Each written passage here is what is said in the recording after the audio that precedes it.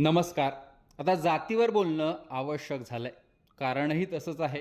दुभंगलेली माणुसकी पुन्हा प्रस्थापित करायची आहे.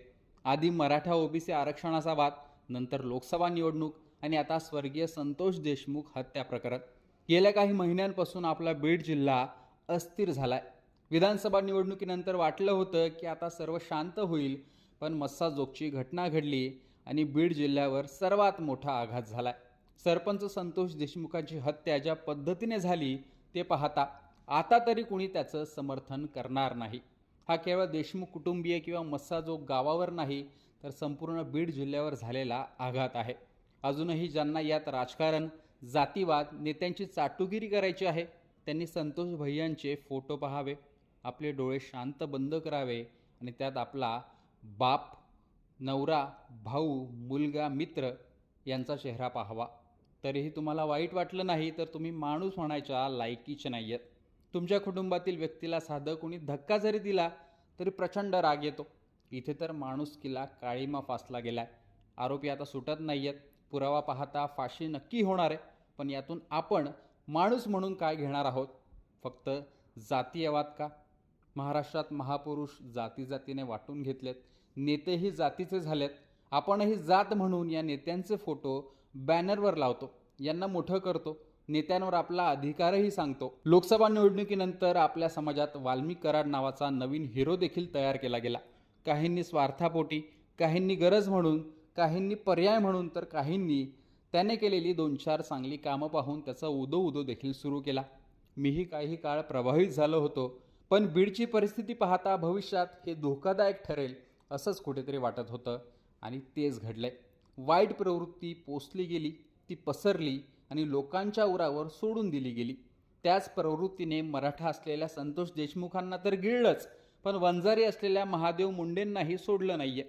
तोंडाला रक्त लागलं आणि हातात पैसा आला की जात, नाती सगळं गळून पडतं. उद्या हीच प्रवृत्ती आपल्या उरावर बसायलाही वेळ लागला नसता. मग जात म्हणून आपण तरी किती यांना बळ द्यायचं, हा प्रश्न आहे. यांना मोठं करण्यास जितके आपण जबाबदार, तितकेच यांनी केलेल्या वाईट कामांनाही अप्रत्यक्षपणे आपणच जबाबदार असतो.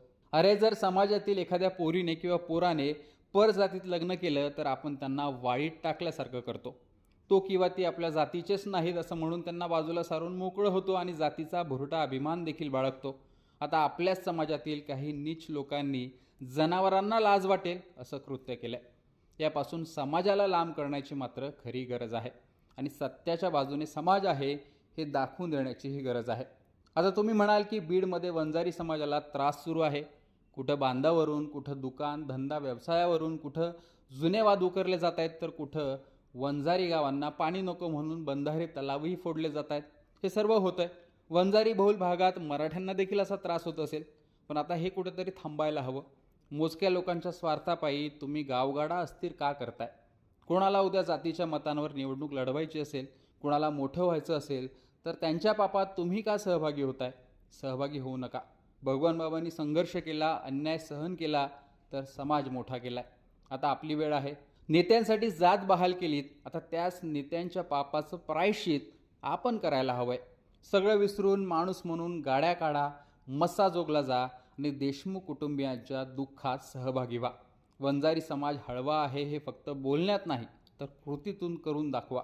वामन भाऊ, भगवान बाबा आणि मुंडे साहेब यांना तुम्ही मानता. यांनीच काहीतरी समाजाला शिकवण दिली आहे.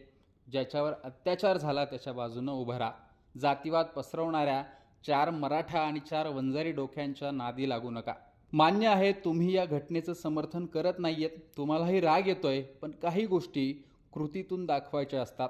मस्साजोगला जाऊन ती आपली माणुसकी दाखवायची वेळ आली आहे. मराठा समाजालाही हात जोडून विनवणी आहे, एखाद्याने वाईट काम केलं म्हणून समाजाला टार्गेट करू नका. वैयक्तिक कारणाने काही वाद असतीलही, पण ते याला जोडून काढू नका. 4 दिवस बीडमध्ये मी सुद्धा होतो.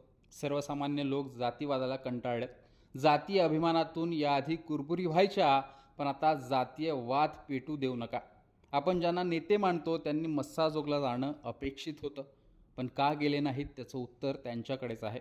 त्यामुळे आपणच जाऊ, सामाजिक बांधिलकी जपू आणि देशमुख कुटुंबियांना धीर देऊन सांगू की वंजारी समाजही तुमच्या सोबत आहे.